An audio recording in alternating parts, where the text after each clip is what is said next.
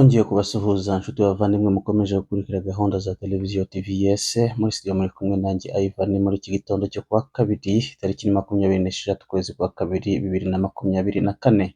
Amakuru yacu turayahera muri Senegal aho ibintu bikomeje kuzamba, imyigaragambyo ikomeje kuba myinshi cyane muri iki gihugu.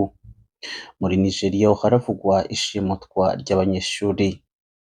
Kameruni yategetse ko haza kubaho ubugenzuzi bw'ibanga ku rupfu rw'umunyakenya wapfuriye na mu marushanwa kuwa gatandatu.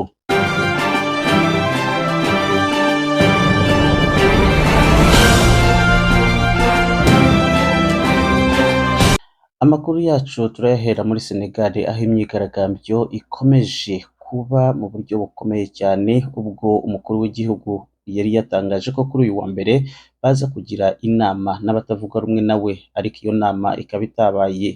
Imyigaragambyo ikaba ikomeje, ariko ubu ikaba isa n'igabuyemo ibice bibiri. Bamwe barashyigikira umukuru w'igihugu hari ndetse bakanashyigikira ko amatora yagezwayo, naho nyamwinshi nayo ikaba ivuga yuko amatora agomba gushyirwaho kandi mbere y'itariki 2 z'ukwa kane. Reka tuje muri Uganda aho havugwa yuko hari abantu bagera kuri 30 baheze mu gihugu cya Nemali. Aba bavuga yuko bajanweyo bavuga yuko bagiye mu kazi, ariko nanone bagenda basa n'abashimuswe. Leta y'u Uganda irimo gusaba leta ya Nemali ko yagerageza kugira ngo abantu babo bongere bagaruke mu gihugu. Tukiriye muri Uganda nanone biravugwa yuko igisirikare cya Uganda kuri uyu wa mbere cyatangaje yuko cyo gihagaze kandi kitaryamye kubera imirwano irimo iba hagati y'inyeshyamba za M23 ndetse na leta ya Congo. Biravuga yuko iki gisirikare cyabwiye abanyamakuru yuko imipaka yacyo y'igihugu cyabo yaba irinzwe neza kandi iba ihagaze cyane kubera iyi mirwano irimo iba hagati aho mu gihugu kibanyi. Umuvugizi wa gisirikare cya Uganda Mountain Divisions Major Bilal Katamba yavuze yuko babereye maso cyane igihugu cyabo. Ati kandi usibye n'intambara y'abanyekongo ubwabo, natwe dufiteho IDF irimo kwitegurira kuba yagaba ibitero mu gihugu cyacu. Tukiri Bugande nanone uyu munsi kuri iyi tariki, reka turebe ibyo Museveni yaje kuba yaganira na mugenzi we kuva muri Kenya. Biravuga yuko Perezida Yoweri Kaguta Museveni yakiriye mugenzi wiwe wa Kenya Bwana William Ruto ndetse n'umukuru w'ishyaka rya Azimio Raila Odinga. Akaba yabakiririye muri famu ye aho baganiriye ibiganiro byo kubaka ibihugu byombi ndetse n'imibanire myiza basanzwe bafitanye. Gusa kandi ngo baje kongeraho ibiganiro bijyanye cyane n'igurishwa ry'ibitoro ndetse n'amashanyarazi. Ibi William Ruto we akaba yavuze yuko ndetse bibanze cyane ku isoko ry'uburasirazuba kugira ngo Afurika y'uburasirazuba izagire imigendere imwe n'imyumvire imwe yo kugira ubumwe buhamye. Reka tujye muri Burkina Faso. Burkina Faso biravuga yuko ibitero byinshi byakozwe hagati aho muri iki cyumweru, ndetse abantu bitwaje intwaro bakaba baraje bakarasa abantu barimo gusenga muri mosque ndetse bakaza gupfamo abantu bagera kuri 10. Nyuma yabwo gatoya mu gace ka Eskane naho hongeye kuraswa abandi barimo gusenga mu itorero rya Gatolika, aha naho haza gupfamo abandi 15. Biravuga yuko iki gihugu hafi ya kimwe cya kabiri cyacyo cyaba kiyobowe n'imirwi yitwaje intwaro. Biravuga yuko nanone kuva Bwana Ibrahim Traore atangiye gutwara aha ni muri 2022, imigwi yitwaje intwaro imaze kwica byibura abantu bigiye kubamo 3 kuva mbere. Muri Nigeria haravugwa amakuru anyuranye, ariko reka duhere ku makuru avugwa mu bijyanye n'imirire. Muri Nigeria ishaka rya Nigeria Labour Congress ryahamagariye abaturage kwiha imihanda kubera izamuka ry'ibintu.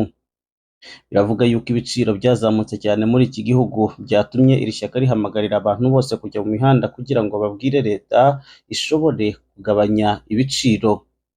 Biravuga yuko umuyobozi wayo mukuru yegereye ikinyamakuru cya VOA Africa akababwira yuko ibi ari ibintu biteye ubwoba kuri uyu munota mu gihugu cya Nigeria. Gusa kandi iyi myigaragambyo ikaba yateguwe uyu munsi ku wa kabiri ndetse n'ejo ku wa gatatu yuko ari igomba kuba. Minisiteri y'Ubuzima ikaba ihamagarira abateguye kwigaragambya ko batabikora ahubwo bagahitamo inzira y'ibiganiro no kugira ngo barebere hamwe icyo bakorera igihugu kigasubira ku murongo wacyo. Gusa kandi akanibutsa yuko igipolisi cya leta nacyo kimaze kumenya ayo makuru kandi nacyo kibihagazemo neza. Tumanuke muri Sudani. Muri Sudani biravugwa yuko intambara imaze iminsi igera ku mezi 12 ubu, biravugwa yuko Amerika yateguye intumwa zo kuja muri Sudani kugira ngo zibashe kubatekereza uburyo ki amahoro yogaruka muri icyo gihugu. Bwana Tom Perrier yatowe nk'inzobere kugira ngo afashe mu kugarukana amahoro muri Sudani. Tom wari intumwa nanone ya Amerika mu bihugu by'ibiyaga bigari, ubu kandi yongeye gutumwa nk'inzobere ikomeye muri Sudani kugira ngo agende kurigaragaza uko yagarura amahoro ku bashamiranye muri icyo gihugu. Ubu taux de mortalité ikomeje kuzamuka ndetse n'abafatwa ku nguvu ikomeza yitera hejuru muri iki gihugu cya Sudani. Reka tugere muri Algeria aho bavuga yuko ku cyumweru cyashize Algeria yagize gufungura mosketi ikomeye cyane, ubwo iyi moske yafunguwe ku cyumweru mu masaha y'umugoroba. Biravuga yuko iyi moske ishobora kwakira byibuze abantu 120,000 ndetse ikaba inafiteho ikibuga cy'indege cya helikopteri. Perezida wa Algeria akaba ari we washize ku mugaragaro iki gikorwa cyiza cyane, akanahamagarira abanyalgeria bose gusenga. Reka tuvuge bukeya kuri Namibia. Namibia ku cyumweru nibwo basozaga imihango yo gusezera uwahoze ayobora kino gihugu, ariko kandi nubwo bamusezeye, uwamukurikiye nawe yahise ashyiraho indahiro ye muri uwo mwanya. Mu ijambo ryiwe yashikirije abenegihugu, Bwana Nangalo Mbumba yasezeyeho mugenzi we, nyuma yabwo ashikiriza ijambo abenegihugu. Yabwiye abanyagihugu ba Namibia yuko we atazabata kandi azahagarara ku nshingano ze, akubahiriza ibwirizwa shingiro ry'igihugu ndetse n'andi mategeko yose igihugu kimutegeka. Murakoze gukurikira televiziyo TVS, naho ubutaha tubifurije amahoro aho mutuye n'ibyo mutuyemo, kandi mwibuke gusa gukora subscribe kuri channel yacu kugira ngo tubane hirya no hino ku isi.